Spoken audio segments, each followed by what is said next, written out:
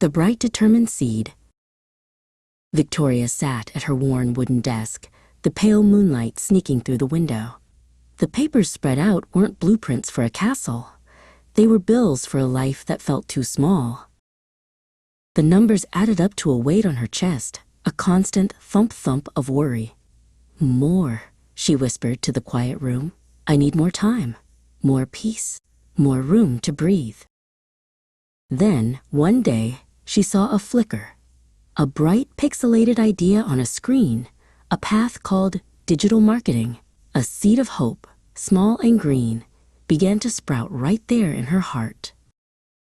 The first day was a rush of excitement and fear. She didn't know the language of the digital world, but she knew one thing for sure. This was her way out. This was the start of her journey to freedom. The path was not a straight highway. There were confusing roundabouts and steep, rocky hills. Doubt was a shadow that sometimes followed her, whispering, "Go back. It's too hard." But Victoria kept her promise to herself. Be consistent. Every morning, she showed up, she learned, she watered the tiny seed with effort, and applied what she learned with a steady hand. Slowly, the weight lifted. The bills became manageable notes, and the calendar filled with blank spaces, spaces for family, for travel, for life. She was building not just a business, but a system that worked for her. The seed she planted had become a strong, beautiful tree, bearing the fruit of financial stability and the shade of time freedom.